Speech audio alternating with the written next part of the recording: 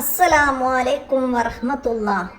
ഇന്ന് നമ്മൾ കിതാബുൽ ഫിഖ്ഹിലെ അദ്ദറസുസാനി രണ്ടാമത്തെ പാഠം അഹമ്മിയത്തുസ് സ്വലാത്ത്, നിസ്കാരത്തിൻ്റെ പ്രാധാന്യത്തെ കുറിച്ചിട്ടാണ് നമ്മൾ ഈ പാഠത്തിൽ മനസ്സിലാക്കുന്നത്. അതായത് ഖളാ ആയി പോകുന്നതും ഖളാ വീട്ടുന്നതും ഒക്കെ ശ്രദ്ധിക്കണം എന്നതിനെ കുറിച്ചിട്ടാണ് ഇതിൽ മനസ്സിലാക്കാനുള്ളത്. നമുക്ക് പാഠഭാഗം വായിച്ച് മനസ്സിലാക്കാം, എന്നിട്ട് തദ്രിബാത്തിലേക്കും കടക്കാം. നിസ്കാരം മുസ്ലിമിന്റെ ശാരീരികമായ മഹത്തായ ഇബാദത്താകുന്നു. പ്രായപൂർത്തിയും ശുദ്ധിയും ഉള്ള എല്ലാ മുസ്ലിമും ബുദ്ധി നിലനിൽക്കുന്ന കാലം മുഴുവനും നിസ്കരിക്കൽ വാജിബാണ്. സമയമായാൽ ഉടനെ നിസ്കരിക്കണം, അല്ലെങ്കിൽ സമയം കഴിയും മുമ്പ് നിസ്കരിക്കുമെന്ന് ഉറപ്പിച്ചു കരുതണം. ഇവ രണ്ടിലൊന്ന് പാലിച്ചില്ലെങ്കിൽ കാരണമുണ്ടായിട്ട് നിസ്കാരം നഷ്ടപ്പെട്ടാലും അവൻ കുറ്റക്കാരനാകും. നിസ്കരിക്കുന്നതിന് തടസ്സങ്ങൾ ഉണ്ടായാൽ ചെയ്യേണ്ടവ എന്താണ്? ചുരുങ്ങിയ രൂപത്തിൽ നിസ്കരിക്കാൻ സമയം ലഭിച്ച ശേഷം ഭ്രാന്ത്, ബോധക്ഷയം, ഹൈള്, നിഫാസ് തുടങ്ങിയ തടസ്സങ്ങൾ ഉണ്ടായാൽ ആ നിസ്കാരം ഖളാ വീട്ടൽ നിർബന്ധമാണ്. അതായത് നിസ്കാരത്തിനുള്ള തടസ്സങ്ങൾ എന്തൊക്കെയാണ്?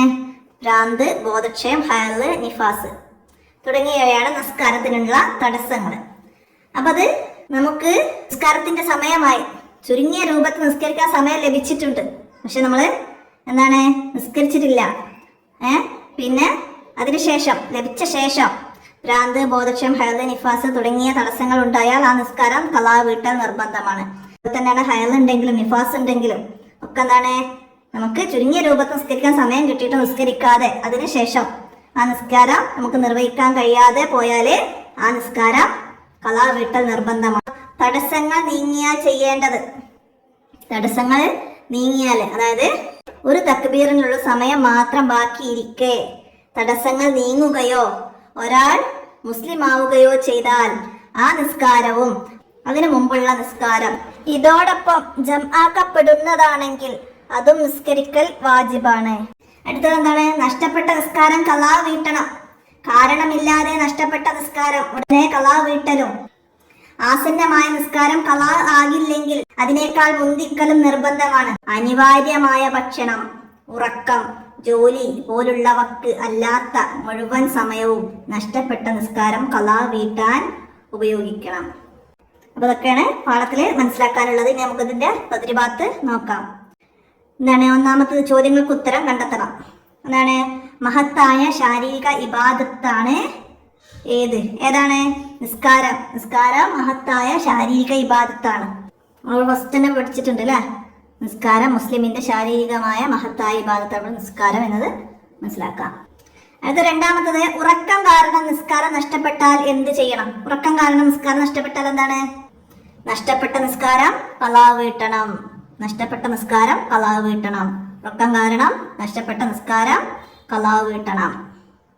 അടുത്ത മൂന്നാമത്തെ ചോദ്യം, തക്ബീറിനുള്ള സമയം മാത്രം ബാക്കിയുള്ളപ്പോൾ ഒരാൾക്ക് ബോധം തെളിഞ്ഞാൽ ഏതെല്ലാം നിസ്കാരം ഖളാ വീട്ടണം? ഏതെല്ലാം നിസ്കാരമാണ് ഖളാ വീട്ടേണ്ടത്? ആ നിസ്കാരവും അതിനു മുമ്പുള്ള നിസ്കാരം ഇതോടൊപ്പം ജംആക്കപ്പെടുന്നതാണെങ്കിൽ അതും നിസ്കരിക്കൽ വാജിബാണ്. ആ നിസ്കാരവും, ബോധം തെളിഞ്ഞ ഉടനെയുള്ള നിസ്കാരവും അതിനു മുമ്പുള്ള നിസ്കാരം ഇതോടൊപ്പം ജംആക്കപ്പെടുന്നതാണെങ്കിൽ അതും നിസ്കരിക്കൽ വാജിബാണ്. അടുത്തെന്താണ്? നിസ്കാരത്തിനുള്ള തടസ്സങ്ങൾ നിസ്കാരത്തിനുള്ള തടസ്സങ്ങൾ ഏതൊക്കെയാണ്? ഭ്രാന്ത്, ബോധക്ഷയം, ഹൈള്, നിഫാസ് തുടങ്ങിയവയാണ് നിസ്കാരത്തിനുള്ള തടസ്സങ്ങൾ. ഭ്രാന്ത്, ബോധക്ഷയം, ഹൈള്, നിഫാസ്. ഇനി അടുത്തത് നമുക്ക് ശരിയും തെറ്റും അടയാളപ്പെടുത്താനാണ്. എന്താണ്? മറന്നുകൊണ്ട് നിസ്കാരം നഷ്ടപ്പെട്ടാൽ ഖളാ വീട്ടൽ നിർബന്ധമില്ല. തെറ്റാണല്ലേ? ഇവിടെ മറന്നുകൊണ്ട് നിസ്കാരം ഖളാ ആയാൽ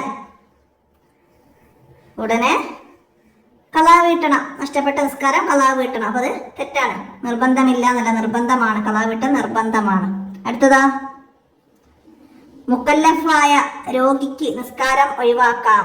മുക്കല്ലഫായ രോഗി, പ്രായപൂർത്തി, ബുദ്ധിയൊക്കെ ഉള്ള ഒരാൾക്ക് നിസ്കാരം ഒഴിവാക്കാൻ പറ്റുമോ?